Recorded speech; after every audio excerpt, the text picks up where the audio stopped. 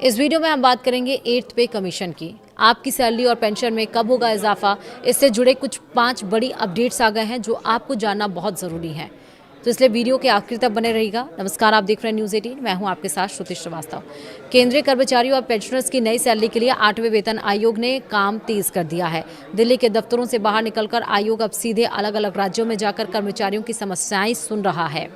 दरअसल केंद्र सरकार के विभिन्न विभागों में काम करने वाले करीब 1 करोड़ से ज़्यादा कर्मचारियों और रिटायर हो चुके पेंशनर्स के लिए एक बहुत ही काम की खबर है।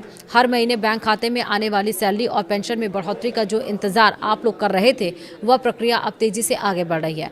8वें वेतन आयोग यानी 8th पे कमीशन से जुड़ी कार्यवाही ने अब पूरी तरह से रफ्तार पकड़ ली है।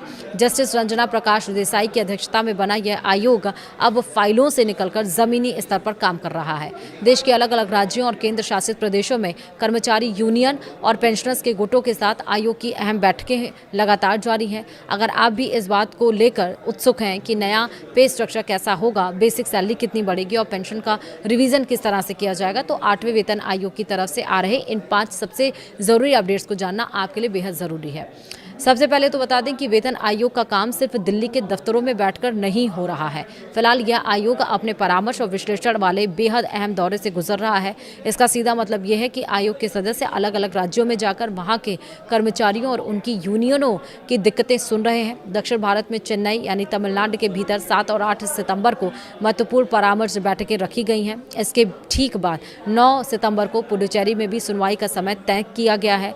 उत्तर भारत की तरफ रुख करें तो चंडीगढ़ में 16 से 18 सितंबर के बीच वहां के और आसपास के राज्यों के कर्मचारी संगठनों से आमने सामने बैठकर बातचीत होगी। वहीं राजस्थान के जयपुर में 31 अगस्त और 1 सितंबर को होने वाली बैठकों के लिए आवेदन जमा करने का काम किया जा चुका है। सैलरी का नया ढांचा तैयार करना कोई आसान काम नहीं है। इसके लिए महंगाई के सूचकांक, देश के आर्थिक हालात और अलग अलग क्षेत्रों से आ रहे वित्तीय प्रस्तावों को बारीकी से समझना होता है और इसी काम को तेजी से और वैज्ञानिक तरीके से करने के लिए आयोग ने अपने कंसल्टेंट यानी सलाहकारों की नियुक्ति से जुड़े नियमों में कुछ जरूरी बदलाव किए हैं।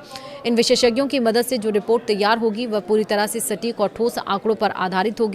सरकारी कर्मचारियों के बीच आजकल सबसे ज्यादा चर्चा फिटमेंट फैक्टर को लेकर ही हो रही है, क्योंकि इसी से तय होता है कि सैलरी में असल उछाल कितना आएगा। आपको याद दिला दें कि 6ठे वेतन आयोग में यह फिटमेंट फैक्टर 1.86 तय किया गया था। फिर 7वें वेतन आयोग में इसे बढ़ाकर 2.57 कर दिया गया, जिससे बेसिक सैलरी में अच्छा खासा इजाफा देखने को मिला था। अब 8वें वेतन आयोग को लेकर कर्मचारी संगठनों की तरफ से लगातार यह मांग उठाई जा रही है कि फिटमेंट फैक्टर को 3.68 से लेकर 3.83 के बीच रखा जाए। हालांकि यहाँ यह साफ कर देना जरूरी है कि अभी तक आयोग की तरफ से न्यूनतम वेतन, फिटमेंट फैक्टर या नई पेंशन को लेकर कोई भी आधिकारिक घोषणा नहीं की गई है।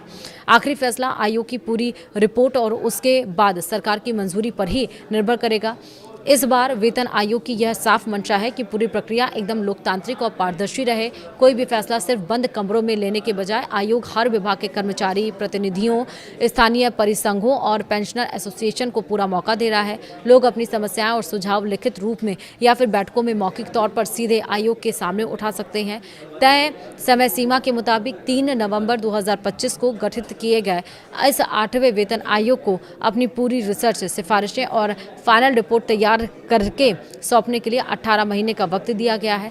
जब देश भर में चल रही ये सभी बैठकें खत्म हो जाएंगी, तब आयोग जमा किए गए सभी आवेदनों और सुझावों को गहराई से अध्ययन करेगा। उसके बाद एक फाइनल रिपोर्ट तैयार करके केंद्र सरकार की मेज पर रखी जाएगी। जब उस रिपोर्ट पर केंद्रीय कैबिनेट की मुहर लग जाएगी, उसके बाद ही नया वेतन ढांचा देश भर में लागू होगा।